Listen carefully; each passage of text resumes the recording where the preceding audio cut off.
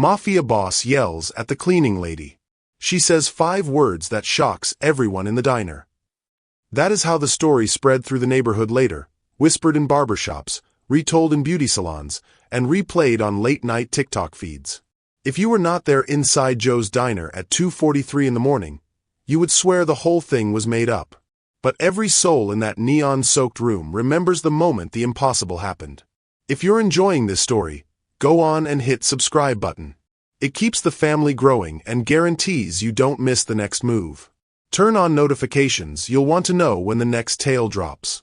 Joe's Diner sits on the corner of Maple and 5th, a 24-hour crossroads where truckers rub shoulders with night shift nurses and tired college kids. Its red vinyl booths have seen more confessions than any church confessional in town. The overhead lamps cast warm circles that soften the harsh edges of the world outside. The checkered tile floor is always slightly sticky from spilled soda. The jukebox in the corner hums through its rotation of old rock hits. On this particular night, the song is barely audible because the place is unusually crowded. Off-duty cops chat quietly near the entrance. 2 small-time gamblers whisper over a plate of fries. A couple of long-haul drivers fight sleep over black coffee. At the counter sits Maxwell Grover. People call him an enforcer, although the title barely touches the truth. At 38, he commands 3 ports, 4 underground gambling dens, and an entire network of debt collectors who drag men from their beds when payments fall behind. His reputation alone empties rooms. Some say he once made a late payer walk barefoot on broken glass. Others say 2 rivals disappeared after crossing him. No one knows which stories are true because Maxwell never confirms or denies anything. He simply exists as a storm that chooses when and where to break. Tonight he looks as he always does. His dark hair is slicked back with heavy pomade.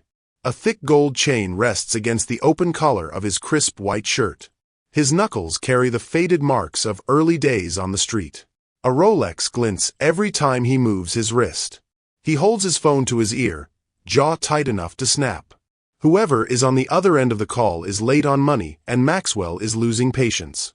Across the aisle, Maria Alvarez works her usual overnight shift. She is 32 with a quiet strength that does not show in her posture, but in the way she moves. She works from 11 at night to 7 in the morning so she can pay the tuition for her son Luis, who attends a small Catholic school. She dreams of giving him the kind of life she never had.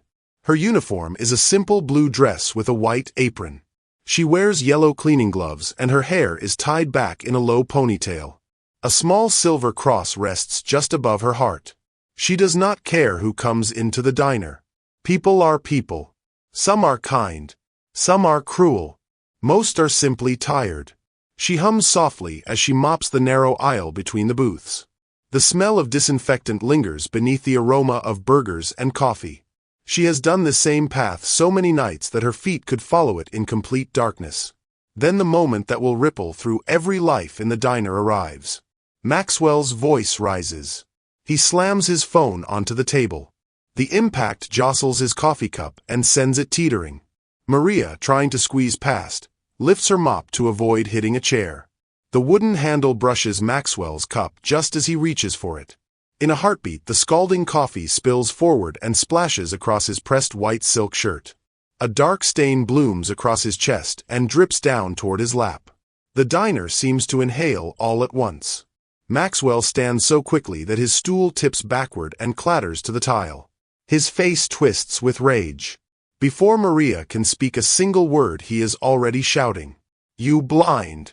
I will bury you and your whole family." Every sound inside the diner dies. Forks freeze in mid-air. A trucker drops his utensil. Cook Pete stops flipping a burger and gazes wide-eyed through the order window. Even the jukebox seems to soften. Maxwell's 2 bodyguards, standing by the door like marble statues, reach for the inside of their jackets. Maria does not flinch. She lowers the mop, plants the handle firmly on the floor, and looks directly into the eyes of the most dangerous man in the city. There is no tremble in her voice. No hint of fear that he expects to see. "Your threats don't scare me." 5 words. Simple. Steady.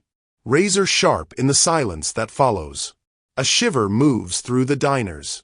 No one has ever spoken to Maxwell Grover like that. Not in public. Not in private. Not ever. Maxwell steps closer until he is inches from her. His breath still smells faintly of the expensive liquor he had earlier. His eyes burn with a fury that would make most men fall to their knees and beg. But Maria stands her ground, gloves still on, mop still resting at her side. Not a single muscle in her face changes. "What did you say?" he asks, voice low and dangerous. "You heard me," she replies. Maxwell stares at her as if trying to solve a puzzle he has never encountered. He is used to power. He is used to obedience. He is not used to a woman in a faded uniform refusing to shrink away from him. "What is your name?" he demands. "Maria," she answers. Nothing more. He reaches into his jacket. Several people gasp. Instead of a weapon, he pulls out a fold of crisp bills. He tosses $200 notes onto the counter without looking away from her.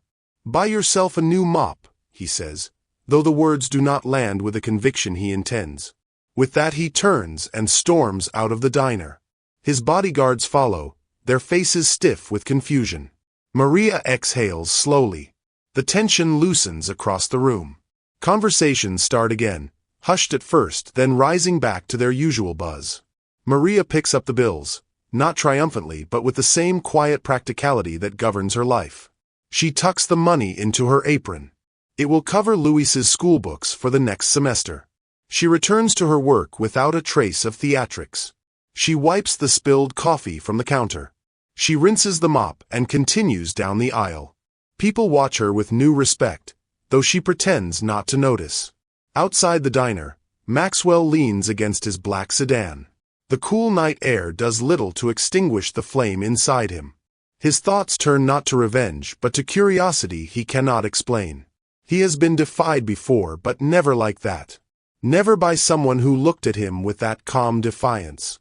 He lights a cigarette and stares at the glowing diner window where Maria continues her shift without a flicker of fear. The smoke curls upward as he mutters to his closest guard. "Find her address. Tonight." The guard nods without question. Maxwell flicks ash onto the pavement and looks back toward the door of Joe's diner. For the first time in years, he cannot predict what he will do next. The stain on his silk shirt cools against his skin. The words she spoke echo in his mind. "Your threats don't scare me." The night around him seems to shift. Something has begun. Something he cannot yet understand.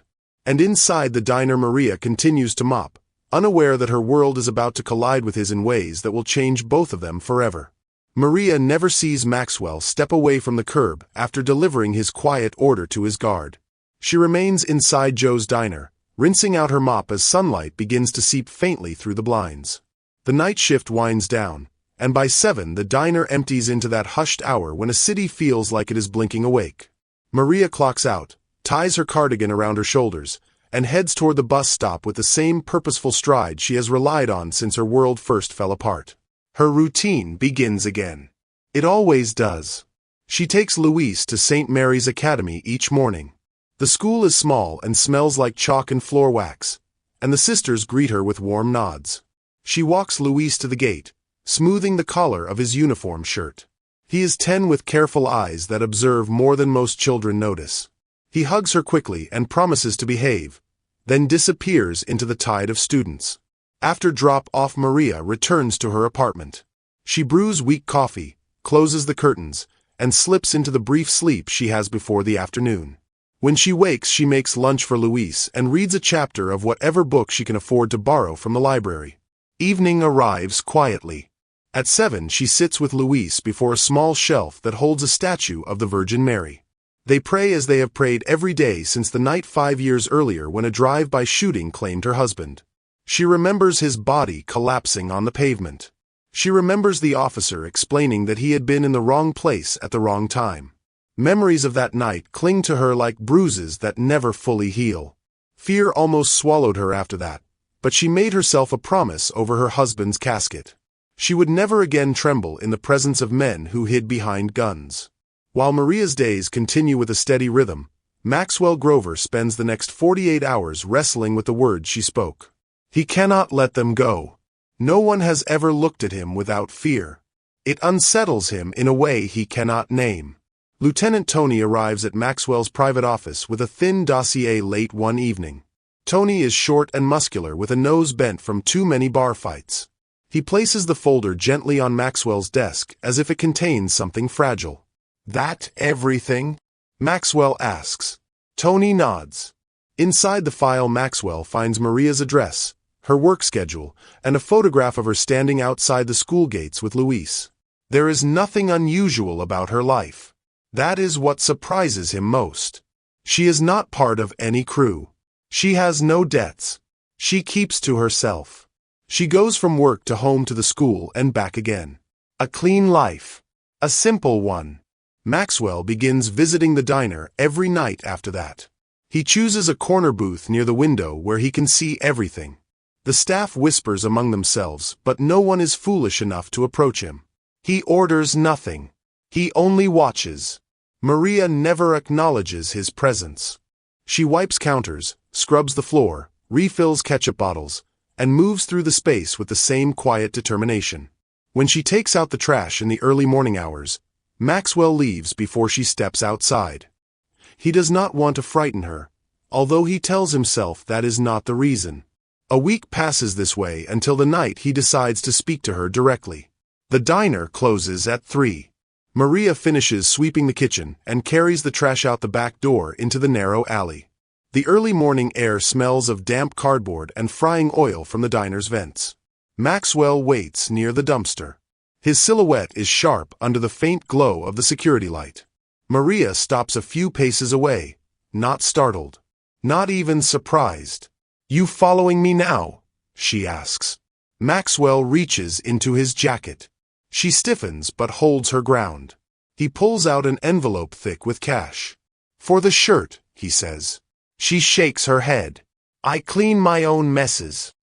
He studies her, noticing the small wooden rosary peeking from her pocket. It looks worn smooth from years of being held. Something unfamiliar stirs inside him. He has seen courage before, but not like this. Hers is quiet and steady, not flashy or reckless. It unsettles him more than the defiance she showed a week earlier. "You should not walk alone at night," Maxwell says. "I have walked alone for 5 years," she replies. He does not ask what happened 5 years ago. He can see the answer in the way she holds herself. He slips the envelope back into his jacket. "I am not here to hurt you," he says. "Then stop watching me." She turns and walks inside. The door clicks softly behind her. Maxwell remains in the alley for a long moment. He feels the strange tug of something he does not yet recognize, something that unsettles him more than any rival ever has. Unfortunately, the world around Maxwell senses the shift before he understands it himself.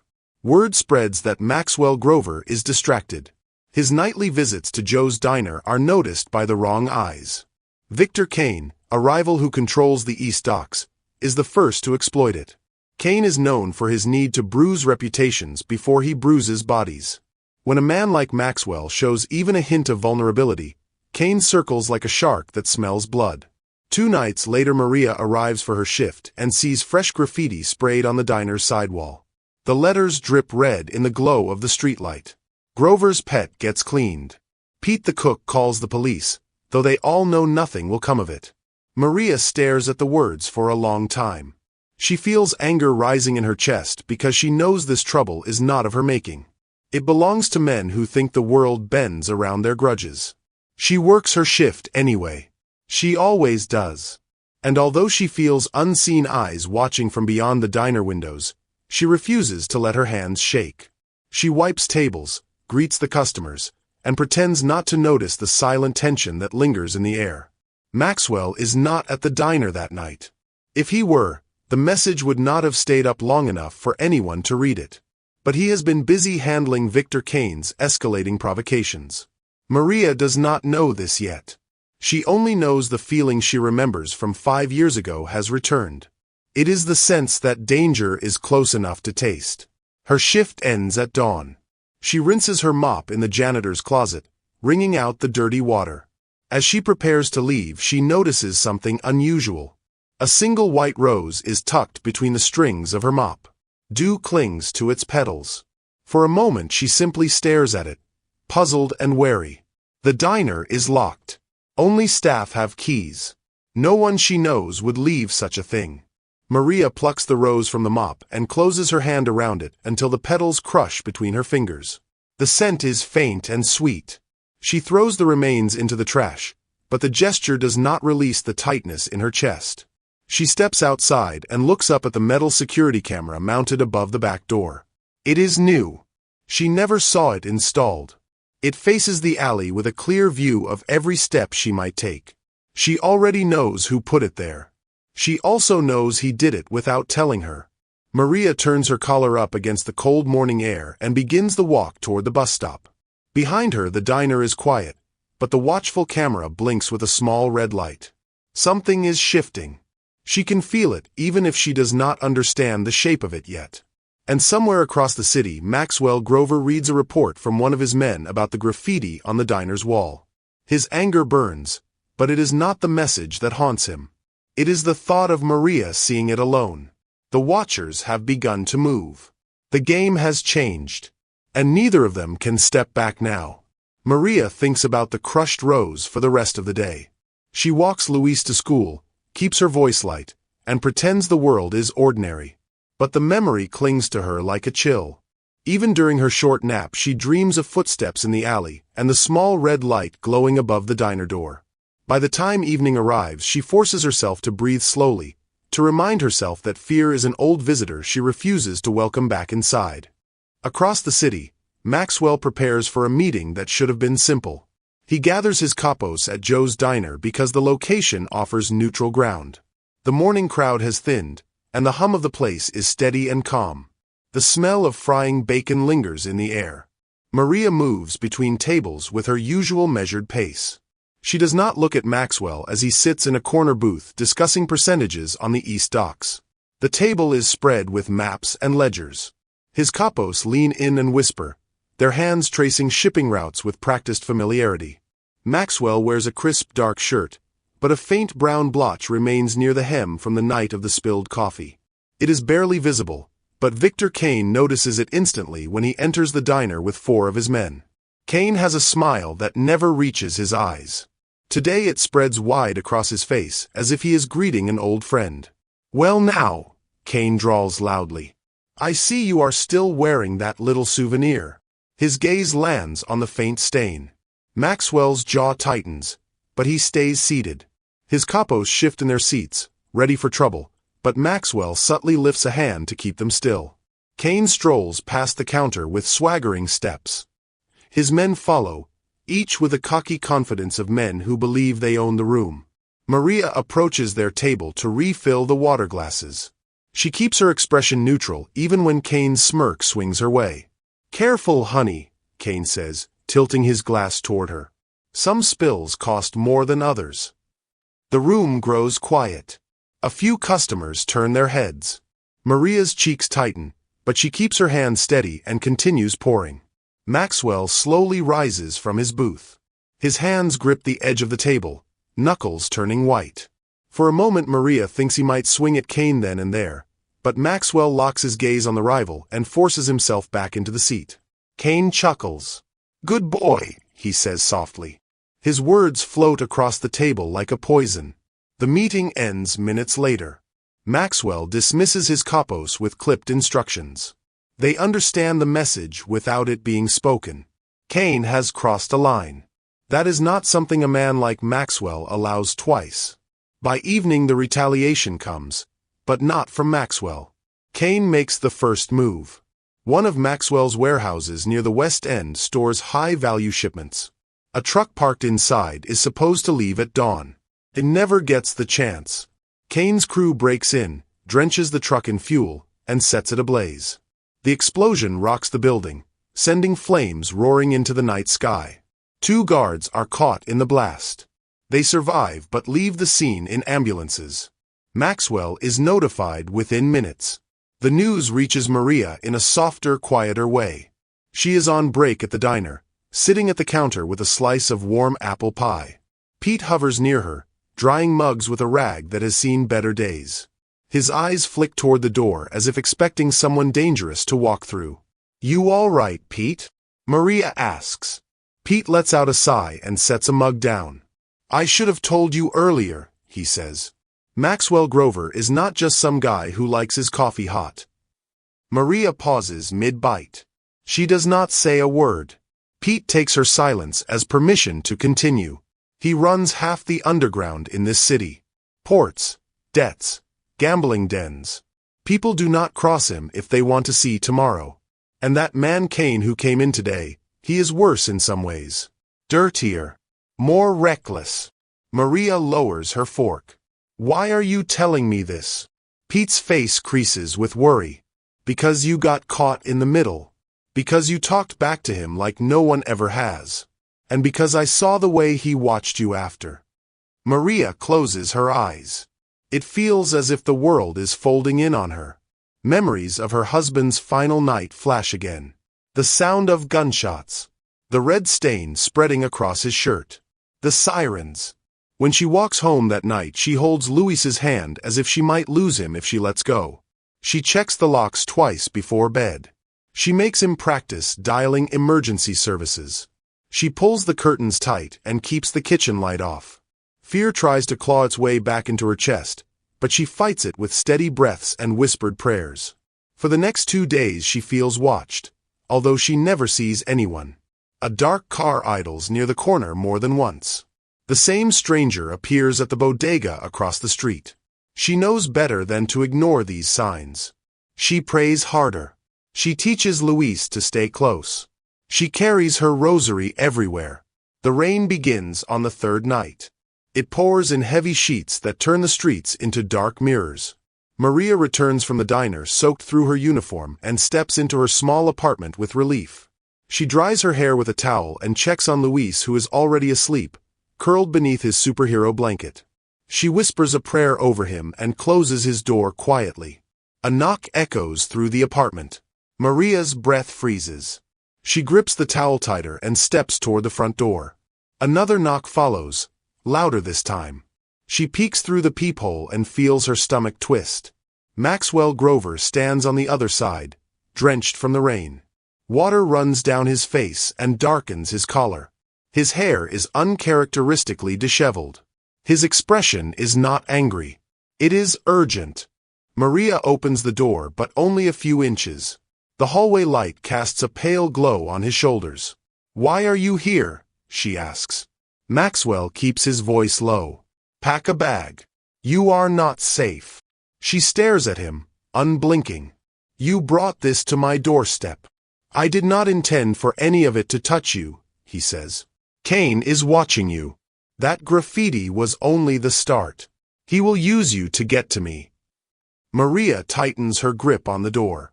"I have survived worse than threats from men who think the world belongs to them." "This is not the time for pride," Maxwell says. "You and your son need to come with me now." She meets his gaze with quiet firmness.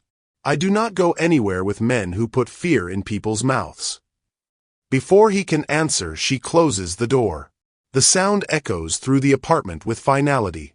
Maria turns the lock and leans her forehead against the wood. She hears the soft patter of rain against the windows and Maxwell's footsteps fading down the hall. Fear lingers in the air, heavy and cold, but Maria forces herself to breathe. She checks on Luis again, tucking the blanket around his shoulders. She stands at the window, watching the rain streak down the glass, wondering how close danger has come and how close it will come still. The night feels too quiet. The city outside seems to hold its breath. Maria stays awake until dawn. Maria remains awake through the final hours before dawn, her eyes fixed on the silent windows of the apartment. The rain slows to a drizzle, but the heaviness in the air does not lift. She checks the locks again, then sits beside Luis as he sleeps, watching the slow rise and fall of his chest. She tries to convince herself that shutting the door on Maxwell had been the right decision. And yet the unease humming beneath her skin refuses to quiet. By mid-morning she learns that choice is no longer hers to make. 2 of Maxwell's men appear at her building. They are polite but firm, their eyes scanning every shadow in the hallway. They tell her that Kane's men have been circling her block since dawn. They tell her Maxwell gave orders to relocate her immediately. They tell her the car waiting outside is bulletproof. They tell her she and Luis do not have time to argue. Maria gathers a backpack with Luis's schoolbooks and a few changes of clothes. Luis clings to her side, confused and frightened, but trusting her without question. She takes his hand and walks with measured calm past the stairwell and into the waiting car. Maxwell is inside.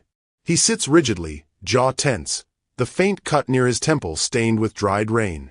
He does not speak as the car pulls away from the curb. Maria does not either. The silence is too thick for ordinary words. The city blurs past the windows until they reach a large brick building near the old industrial district. The sign on the front reads Grover Freight and Logistics. By all appearances, it is nothing more than a legitimate trucking office. Inside, however, the security is too organized and too watchful to be anything ordinary. Maxwell leads them up 2 flights of stairs to a loft above the main office. The space is open and warm, with large windows facing the city skyline. A small living area sits near the kitchen, and a narrow hallway leads to 2 bedrooms. A few guards linger downstairs, discreet but present. Maria crosses her arms. I did not agree to this. You would not have come if I asked, Maxwell replies. That is because I do not want your protection, she says quietly. You need it, he answers. Kane made that clear. She looks away, her jaw tightening. She knows he is right. The drive-by near her building. The graffiti. The strange car watching her street. She had been hoping it would pass like a storm if she simply stood still. But storms do not spare the unmoving. Luis walks to the window and presses his palms against the glass. Mama, look, he whispers. You can see the whole city. His voice is full of awe, and for a moment Maria's resistance softens. She kneels beside him. The rooftops stretch across the horizon. The river glints in the distance. The world looks wider from up here, almost peaceful. Maxwell gives them space, stepping back while his men carry in supplies. Groceries fill the kitchen counters. Fresh linens rest on the beds. A small stack of kids' books appears on the table, as if someone had thought about the boy before they arrived. In the days that follow, Maria adjusts to the new rhythm. She cooks meals for the guards because she cannot stand sitting idle. They accept her food with gratitude, surprised by the warmth of her stews and the softness of her cornbread. Luis sits with them sometimes, absorbing their stories with wide eyes. Maxwell joins the evening meals. At first his presence feels sharp, like a blade placed on a dinner table. He sits stiffly, unsure of where to rest his hands or how to enter the conversation. Luis asks him questions that startle him, questions about trucks and routes and why he wears so much cologne. Maxwell answers with awkward honesty. The guards hide smiles behind their plates. Maria watches him with cautious curiosity. He eats slowly, always alert, always listening. He never raises his voice. He never orders her around. And yet the air between them feels charged, as if something unseen is slowly drawing them into orbit. Late at night, when the guards change shifts and the city glows beneath the windows, Maria steps onto the fire escape for a moment of quiet. The metal is cool under her hands. She feels close to the sky here, close enough for prayer. One night Maxwell joins her. His footsteps are soft, almost hesitant. He leans against the railing beside her, keeping a respectful distance. I was 14 when they buried my parents, he says. His voice is flat, as if reciting someone else's history. Car crash. No one claimed me. The state sent me to a home where older boys made rules the staff could not control. I learned to fight because I had no choice. Maria listens in stillness. The city wind brushes her hair. I met a man when I was 16, Maxwell continues. He ran a crew. He taught me that fear is a language. If you speak it well, people listen. I thought that was the only way to survive. He does not look at her, but his words are raw enough to feel directed straight toward her heart. Maria folds her hands. When my husband died, she says softly, I lost everything I understood about the world. I spent weeks angry at God. I felt abandoned. But faith is not about being spared. It is about surviving what does not spare you. I held on to that. He watches her in quiet reverence, as if seeing a kind of strength he had never known. You are not scared of me, he says. I am scared of many things, she replies, but not of truth. The moment hangs between them, gentle and fragile. Their breath forms faint clouds in the cool air. The bond that grows between them is not sudden. It builds in glances, in shared silences, in the vulnerability Maxwell never shows anyone else. Maria begins to understand that behind his violent reputation is a man who learned to armor himself long before he knew another path existed. But the world outside does not rest. It is a week later when Kane makes his next move. Maria and Maxwell pick up Luis from school. The line of cars inches forward while children run to their parents. The afternoon sun paints the courtyard gold. Luis waves at them from the steps, smiling. Then a dark sedan screeches around the corner. Instinct takes over. Maxwell pushes Maria and Luis behind the car as the window of the sedan drops. A gun barrel flashes in the sunlight. The sharp crack of bullets cuts through the air. The children scream. Parents duck and scatter. Luis clutches Maria so tightly she feels his nails through her shirt. One of Maxwell's drivers steps in front of them. A bullet grazes his shoulder, spinning him backward. Another round shatters the pavement near their feet. The sedan peels away before anyone can react. The school security rushes out. Teachers usher students inside. Sirens begin to howl in the distance. Maxwell checks Luis first. The boy is trembling but unharmed. Maria's heartbeat hammers in her ears as she grips her son and looks at Maxwell. A small cut marks his cheek where debris must have struck him. Blood trickles down to his jawline. They return to the loft shaken but alive. Luis falls asleep early, exhausted by fear. Maria walks into the living room where Maxwell sits, shoulders slumped, forehead resting in his hand. She kneels beside him with a clean cloth and antiseptic. Hold still, she says softly. He lifts his face. She touches the cut at his cheek with gentle care. Her fingers linger longer than they should, but neither of them moves away. This is nothing, Maxwell murmurs. You should have seen the other men I used to take hits for. She smiles faintly at the attempt at humor. You bleed like anyone else, she says. He studies her, eyes dark and intent. The closeness between them feels different now, heavier, undeniable. I would burn the city before letting them touch you, he whispers. Maria's breath catches. Her hand remains on his cheek, warm against his skin. The room is quiet. The night waits outside their window. Something has shifted, and neither of them can pretend otherwise. Maria's hands remain on Maxwell's face for a long heartbeat, the warmth of his skin pressed beneath her fingertips. His whisper hangs between them like a fragile vow. Then she withdraws slowly, the faint tremble in her breath the only sign of how deeply his words reached her. She stands to check on Luis again, leaving Maxwell alone with the weight of his own confession. That night he does not sleep. He sits at the edge of the couch, staring at the skyline through the large loft windows while the city pulses in distant lights. His shoulder throbs from the near miss at the school, but the real pain gnaws from somewhere deeper. He built an empire by striking first, by punishing enemies until no one dared to test him again. Yet now Maria's face keeps rising in his mind, her steadiness, her faith, her fearless insistence on truth. Every instinct screams for him to wage war on Kane and bury the threat once and for all. But Maria's presence has altered the way he thinks. He has someone to lose now. Morning finds him still awake. Maria enters the room with quiet steps.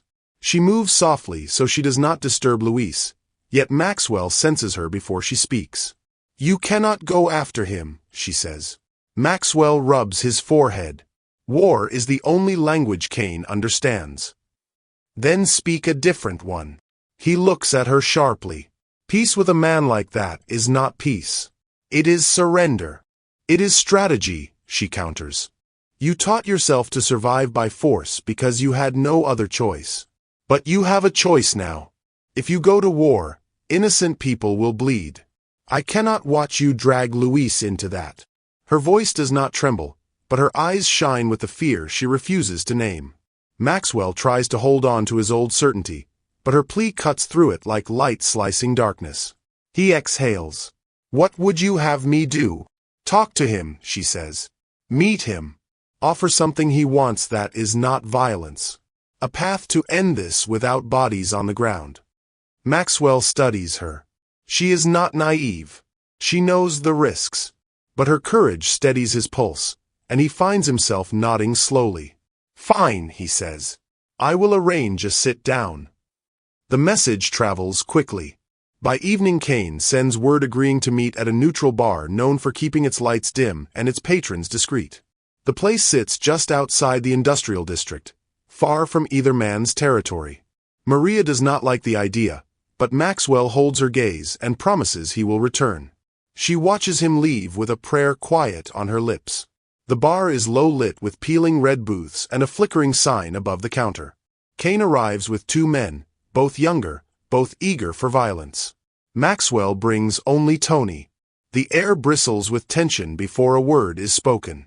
Kane lounges back in the booth, a smug smile painted across his face. "You surprise me, Maxwell.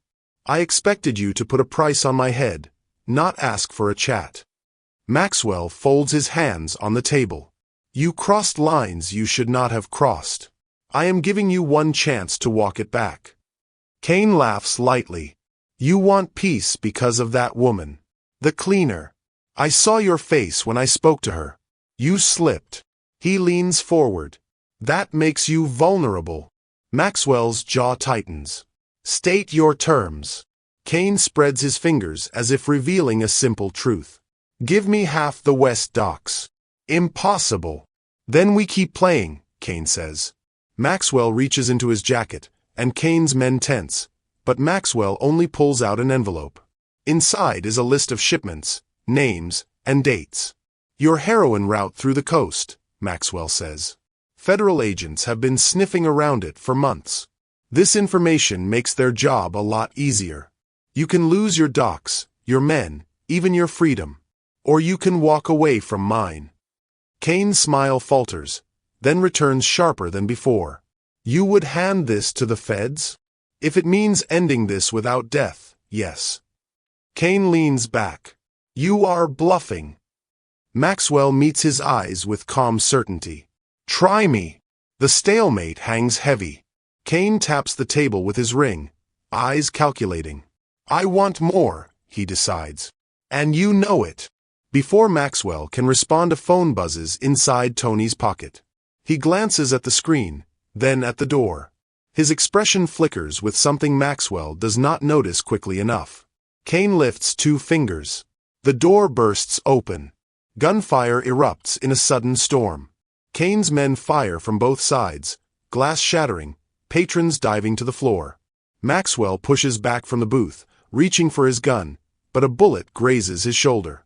He stumbles behind the counter, blood soaking through his shirt. Kane slips out through a back exit with a satisfied grin. Tony crouches near the overturned table with his hands still raised.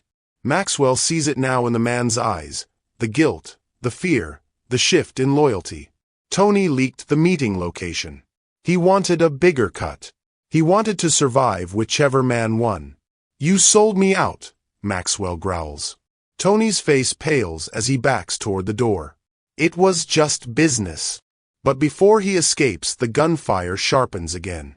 Maxwell crawls toward the back hallway, pressing a hand against his bleeding shoulder. He hears boots approaching. More men. Kane's backup. Then tires screech outside. A van door flies open. Maria stands behind the wheel, her hands shaking but steady enough to act. She sees Maxwell through the broken window and shouts, "Get in!" He lunges toward the van just as bullets strike the pavement behind him. Maria screams his name and leans across the seat to pull him inside. She slams the door shut and floors the gas. The van lurches forward, speeding into the night while gunfire trails behind them. Maria grips the wheel with both hands. Her voice breaks into sharp breaths. "Please, God, protect us. Please keep us alive." She repeats the words over and over, not out of fear but conviction. Maxwell watches her, stunned by her courage. Even now she is a pillar of faith in a world that has none. They reach the loft after a dizzy blur of streets. The guards rush to help, but Maria refuses to release Maxwell until he is inside. She leads him to the couch, her face set with fierce determination. "You sit," she commands softly. "You are bleeding." Maxwell lowers himself, exhausted. She gathers a first aid kit and kneels beside him, her fingers trembling as she cuts away the torn fabric around his wound. "This was Tony," Maxwell says quietly. "He betrayed me." Maria cleans the wound with gentle precision. "Then you know who you can trust now." Her words steady him more than the bandages. She threads the needle carefully and begins to stitch the wound. Each pull of the thread is slow and controlled. Maxwell watches her, every breath tight with emotion he does not have the language for. When she finishes, she rests her hand lightly on his shoulder. Their faces are close, close enough for her breath to warm his skin. He speaks first, voice low. "I cannot keep you safe in my world." Maria does not look away. "Then change the world." The room goes still. The city lights flicker through the windows. And in the quiet that follows, Maxwell feels the truth of her words settle deep inside him like the beginning of a promise he never imagined he could make. Maria's words hang in the quiet loft like a command spoken by something greater than either of them. Maxwell sits still on the couch, shoulder bandaged, eyes fixed on her as if he has heard a prophecy instead of a plea. "Change the world." The phrase echoes long after she rises to check on Luis. For the first time in years, he does not think of revenge or strategy. He thinks of beginnings. The next morning, he calls in his senior men. They gather in the warehouse office, confused to see him seated at the table with spreadsheets instead of battle plans. He tells them his intentions plainly. 2 of his gambling houses will be sold before the month ends. The money will be diverted into legitimate businesses with clean books and steady revenue. Laundromats, food trucks, small retail storefronts. Places where cash still flows, but without the shadow he has lived under. His men stare at him, stunned. Some shift uneasily, waiting for the punchline. Maxwell looks at them with steady eyes and makes clear that this is not a suggestion. It is a shift in direction. If they want to follow him, they must understand that survival is no longer just about intimidation. It is about transformation. The room settles into a strange acceptance. Loyalty is the only constant they know, so they nod and begin the work. Maria watches these changes with a blend of awe and caution. She sees Maxwell return each evening with papers tucked beneath his arm instead of blood on his hands. He studies licenses, vendor contracts, and renovation estimates as if they are maps to freedom. He asks her opinion at times. She tells him which storefronts look safe, which food truck routes will help families instead of harm them. She does not realize how much he values those small insights. At the diner, Maria begins to feel a shift of her own. She approaches Pete and the servers one night with an idea she has carried quietly for weeks. The city shelters are overwhelmed. The diner's grill stays hot long after closing. If they pool leftovers and a little time, they could deliver meals to the homeless in the old rail yard. Pete agrees without hesitation. He has always respected Maria's quiet persistence. The first night they cook for 20 people. The next week they cook for 40. By the end of the month, Maria finds a full commercial kitchen rented and stocked with ingredients. No note is attached. No signature. But she knows who funded it. Maxwell never speaks of it. She never thanks him out loud. Some things do not need words. As Maxwell cleans his businesses, he spends more time near the edges of Maria's world. He stands at the back of Luis's soccer games wearing a ball cap and an old jacket, blending into the crowd. He claps loudly whenever Luis scores, and on the days Luis misses, Maxwell still cheers, insisting effort matters more than outcome.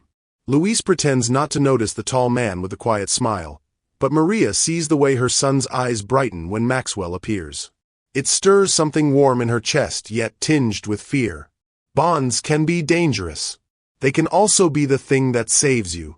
For a moment life feels almost steady, almost safe. Maxwell meets with accountants instead of smugglers. Maria plans supply runs for the kitchen. Luis learns to juggle a soccer ball.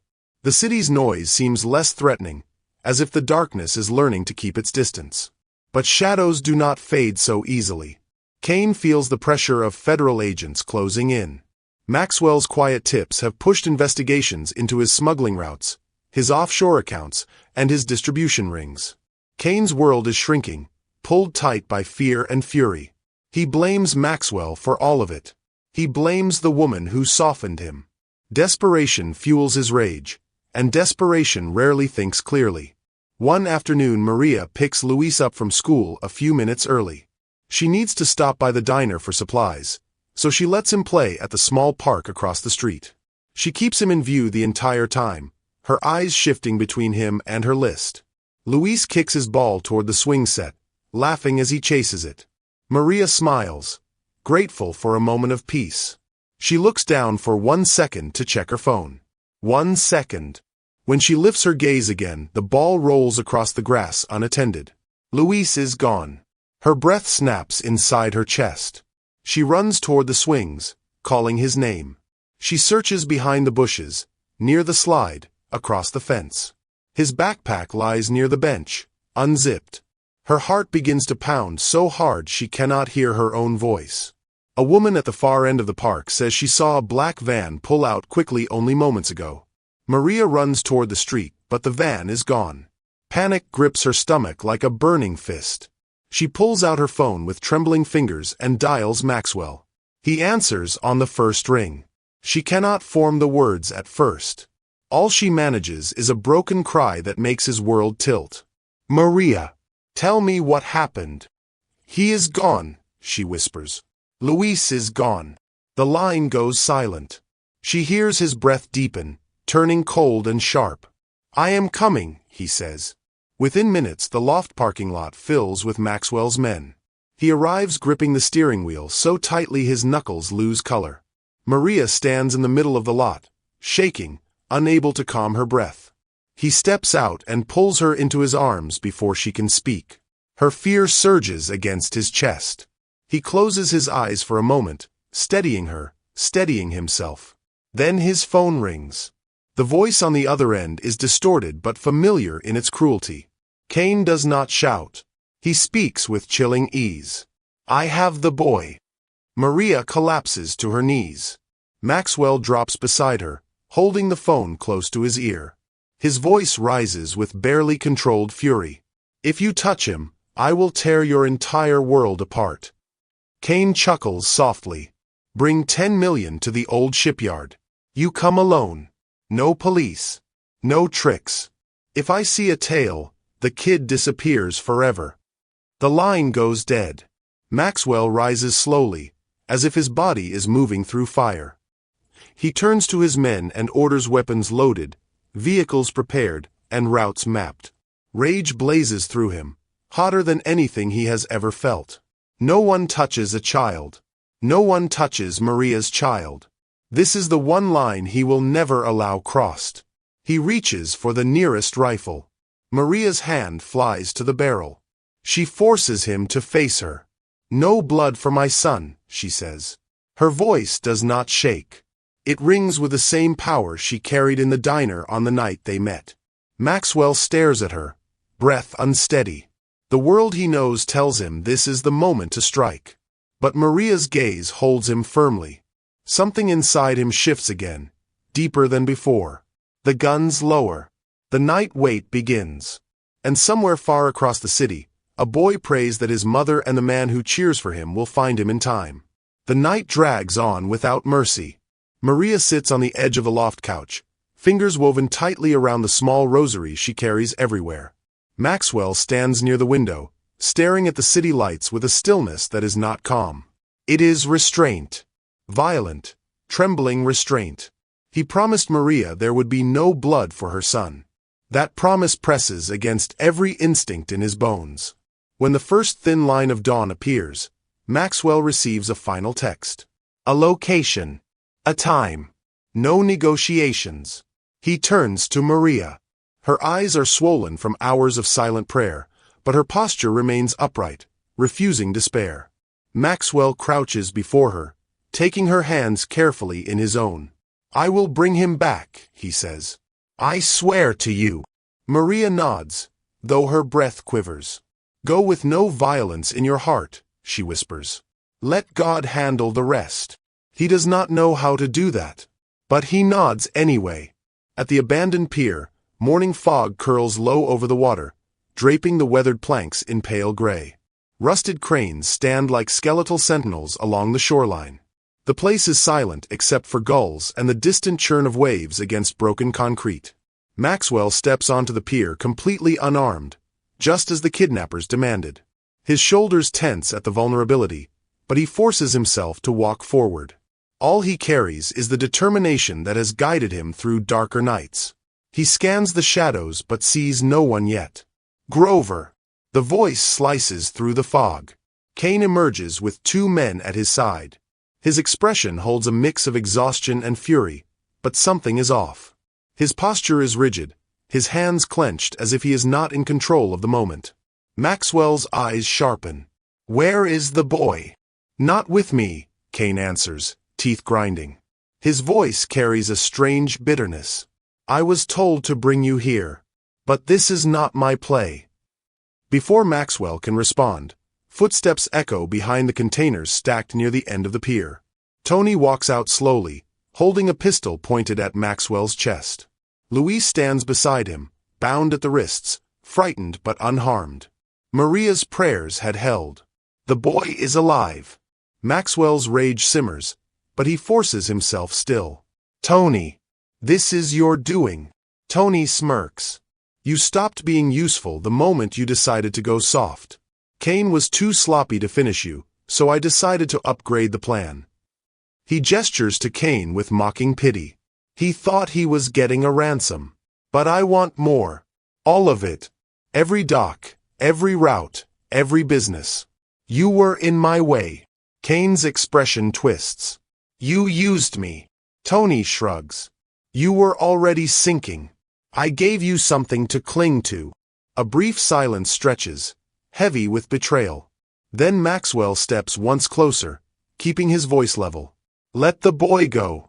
He has nothing to do with this. Oh, he has everything to do with this, Tony replies. You changed because of him. Because of her. This makes you predictable. The gun shifts toward Luis. Maxwell's control snaps in that instant, but his body remains still. His mind works quickly. The only object near him is a long-handled mop leaning against a supply crate. A relic from some forgotten dockworker. A memory flickers. A diner floor. A fearless woman. 5 words that altered his life. He moves. Tony fires, but Maxwell drops low, grabbing the mop handle and swinging it upward with a sharp, clean strike. The wooden pole cracks across Tony's wrist, sending the gun skittering across the pier. Luis screams. Kane's men reach for their weapons. Before anyone can fire again, sirens blare in the distance. Red and blue lights flash through the fog. Dozens of state police vehicles burst onto the waterfront, officers pouring out with rifles raised. Tony's eyes widen. You called them. Maxwell does not answer. He tipped state investigators weeks ago when he provided evidence against Kane. The agents had been watching closely ever since. All it took was a final confirmation to trigger the raid. Kane lifts his hands in surrender, fury simmering in his gaze. Officers tackle him to the ground, reciting charges as they drag him toward a cruiser. His empire collapses beneath him in a single morning. Tony bolts for the end of the pier, sprinting across rotted wood. Maxwell runs after him but stops as Tony misjudges a leap between broken planks. The boards give way. With a short cry, Tony plunges into the dark water below. Officers rush to the edge, scanning the churning waves, but no one surfaces. Within minutes, the search is called off. Some men vanish by choosing it. Maxwell turns away. He has no triumph in him. Only one thing matters. Luis. The boy runs into his arms before Maxwell can kneel. Maxwell holds him tightly, burying his face in the boy's hair. Luis clings to him with trembling arms. Is my mom safe? Luis whispers. She is waiting for you, Maxwell says. She never stopped waiting. They are escorted to the hospital for precautionary checks. Luis is cleared quickly, only shaken. Maxwell is treated for the reopened wound on his shoulder and a cut along his forearm. Maria arrives running through the hallway with tears spilling freely. She wraps her arms around her son, pressing her forehead to his, whispering reliefs and prayers. Then she turns to Maxwell. For a moment she cannot speak. She sees the blood on his bandages, the exhaustion in his eyes, the pain he tries to hide. She steps closer and touches his cheek, her hand soft but firm, grounding him. "You brought him home," she says. "I promised I would," he answers. Luis is taken by a nurse to complete paperwork. Maria and Maxwell stand in the hallway alone, the fluorescent lights buzzing softly above them. Maxwell sinks to one knee slowly, not out of weakness but intent. Maria gasps, her hand flying to her chest. He looks up at her with a steadiness deeper than any vow he has ever made. "Marry me," he says. "Let me earn the right to protect you both legally, not from the shadows. Let me build a life that is worthy of you, of your son, of the faith you had in me before I had any in myself." Tears slip down Maria's cheeks. Her lips part in a silent breath. And in that quiet, with the hallway stretching before them like a path toward a different life, Maria reaches for his hand. The world, once ruled by fear, begins to shift again. The sun peeked through the blinds of Joe's diner, casting a golden glow across the freshly polished red vinyl booths. The smell of coffee and pancakes mingled with a faint hint of lilies, each placed carefully in mason jars along the checkered tables. Maxwell had spent months quietly transforming the diner, using clean money from laundromats and food trucks to restore it. Every detail reflected a careful balance, familiar warmth with a hint of elegance. Maria stood near the counter, adjusting the folds of her blue dress. The color matched the uniform she had worn for years at the diner, a small homage to the life she had built for herself and Luis. Her hair was pulled into a simple braid, and the silver cross at her neck caught the light. She glanced at the small mirror above the coffee machine and exhaled slowly. Luis bounced on the balls of his feet, his miniature suit slightly oversized, the ring pillow clutched in his hands. "I'm nervous," he admitted, his voice squeaky. "What if I drop the rings?" Maria crouched down to his level, holding his shoulders gently. "You won't," she said with quiet confidence. "Just walk slowly, look at Daddy, and hand him the rings. That's all." In the corner, former capos now dressed in crisp suits murmured among themselves, some exchanging surprised glances at their transformed lives. They were present not as enforcers but as witnesses to a promise that went beyond any contract or threat. Regulars from the diner, the long-haul drivers, and even a few of the morning cooks had gathered, wearing their Sunday best. Pete, the cook who had known Maria since her first shift, leaned against the counter with a wide grin. Maxwell stood near the door, adjusting the cuff of his white shirt. His hands were steady now, no longer shaking from adrenaline or fear, but from anticipation. The weight of his past life lingered at the edges of his mind, a shadow he refused to let cross this day. He looked at Maria as she descended the short aisle toward him. Each step was deliberate, graceful, embodying the courage that had first startled him in the diner months ago. When she reached him, she smiled, and it was a smile that had survived late nights, spilled coffee, drive-bys, and threats. Her eyes, steady and unwavering, met his. "I choose the man, not the myth," she said, her voice soft but unwavering. Maxwell swallowed hard. The words carried more weight than any declaration of dominance he had ever made. He reached for her hands, holding them as if they were the most precious thing in the world, because they were. "You taught me fear is a choice," he replied, his voice deep and calm. "Love is the braver one." Luis, unable to contain himself, clapped his small hands together. He handed the rings to his father, who slipped them carefully onto Maria's fingers. The room erupted in quiet applause, not raucous but heartfelt, the kind that comes when people witness a transformation so profound it almost feels sacred. Pete pressed a spatula against a griddle, flipping burgers with a smile that stretched from ear to ear. The aroma of frying patties filled the diner as the jukebox, repaired and polished by Maxwell himself, hummed to life. The opening chords of their song drifted through the air. It was simple and unpretentious, yet it carried decades of meaning, binding the old diner to a new life. Tables were filled with plates of pancakes, eggs, and coffee. Laughter replaced tension. Stories were swapped, and toasts were made.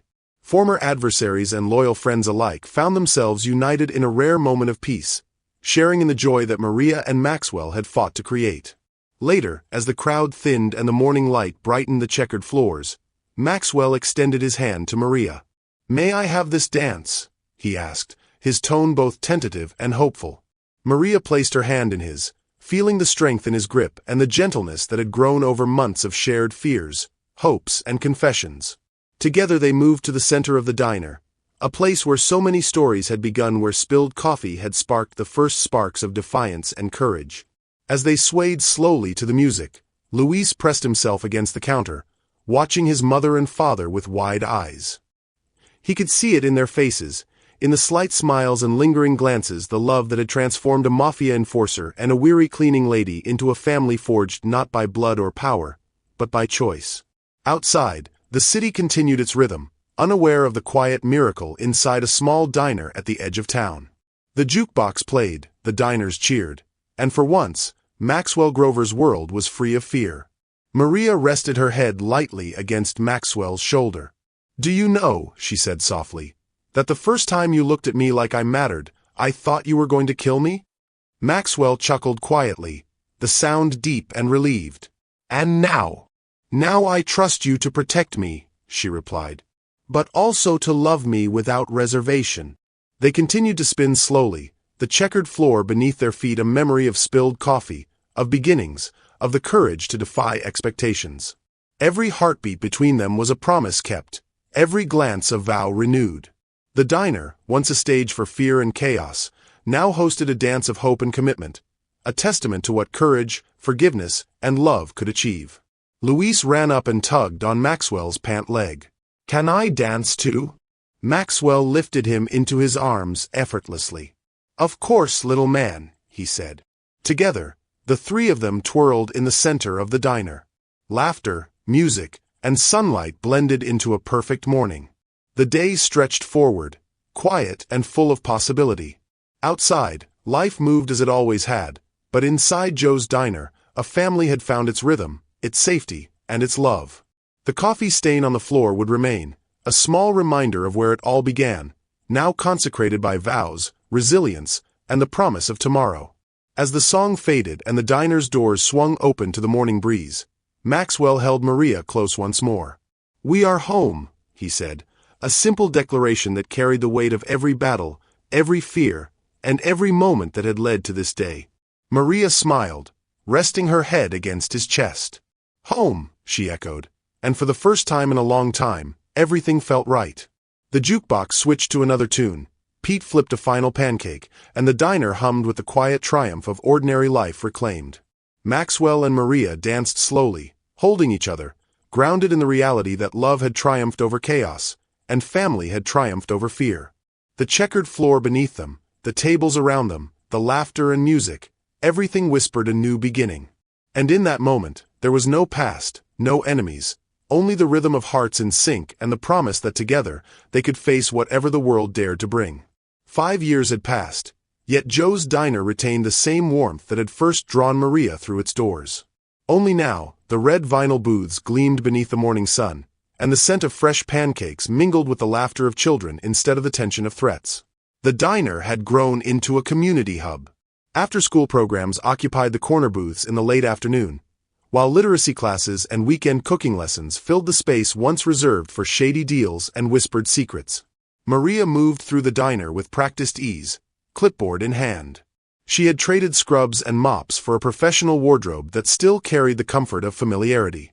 Her nonprofit had flourished, funded quietly in part by Maxwell's clean profits from his logistics firm. She had helped the neighborhood grow stronger, safer, and more resilient. Luis, now 15, carried a backpack loaded with books and an aura of quiet confidence. Top of his class, captain of his debate team, and fiercely loyal to his little sister, he had inherited neither his father's rough exterior nor his mother's initial wariness, only the strength that came from knowing that love could survive anything. At the high chair near the counter, their newborn daughter gurgled, reaching for a teething toy. Maria laughed softly, brushing a stray curl from the baby's forehead. Maxwell, in jeans and a simple white t-shirt, moved behind the counter carrying a steaming mug of coffee. Gone were the gold chains and tailored suits of his past life. Today, he wore the uniform of a man who had earned his peace honestly. He set the cup down with a deliberate clatter, a playful grin tugging at his mouth.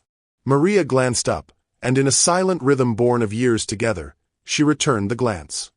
He tilted the mug, spilling a small stream of coffee onto the familiar checkered floor, right over the old stain that had once caused panic, fear, and chaos.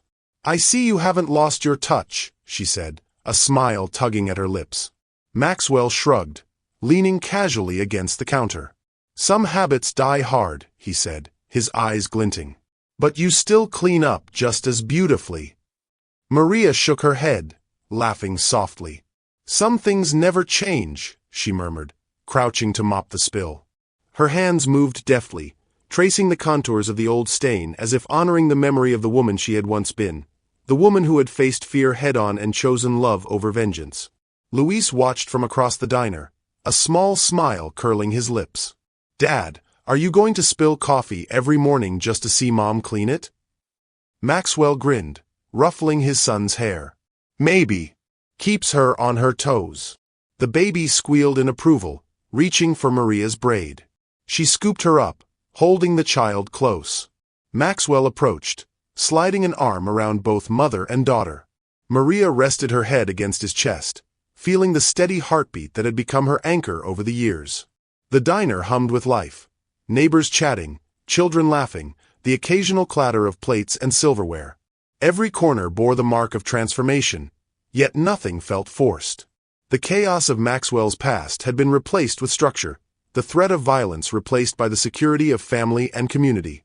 Maria looked around at what they had built, a place where Luis could grow safely, where children could learn, and where a newborn could crawl and gurgle without a single shadow of danger looming. Her heart swelled with a quiet pride. Maxwell kissed the top of the baby's head. "You know," he said softly, "we've come a long way from spilled coffee and threats on the docks." Maria smiled, brushing a lock of hair from her face. "And yet," she said, leaning closer, "some things remain perfect if left alone." He raised an eyebrow. "And what would those be?" "The 5 words," she whispered, voice warm and steady, repeating the mantra that had begun their journey years ago. "Home, love, courage, faith, family."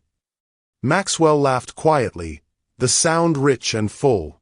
He pulled her gently into a kiss, letting the sunlight streaming through the diner windows fall across their faces. For a moment, the world outside faded, leaving only the 3 of them, their son, their daughter, and the life they had carved together from chaos and uncertainty. Luis leaned over the counter, grinning. "Are you 2 done being mushy yet? Breakfast is getting cold." Maria and Maxwell laughed together, releasing each other just long enough to pick up plates and pour coffee. The baby gurgled again, waving her tiny hands, and Luis carefully slid a pancake onto her high-chair tray. The diner was alive, not with fear or tension, but with the ordinary miracles of everyday life. Shared meals, laughter, and the simple joy of being together. Maria wiped her hands on a dish towel, glancing at the old checkered floor one last time. The stain was still faintly visible beneath the shine, a relic of the past that had borne witness to every triumph and trial. She whispered the words again, softly, as if speaking to the memory of the life that had brought them here. "Home, love, courage, faith, family." Maxwell took her hand, holding it tight. "Always," he murmured, his voice a promise renewed every morning. Outside, the first rays of dawn filtered through the windows, spilling over the diners, the booths, and the happy chaos of breakfast. The city beyond continued its rhythm, unaware of the quiet revolution inside this small diner, a revolution of hearts, of choices, and of lives reclaimed from fear.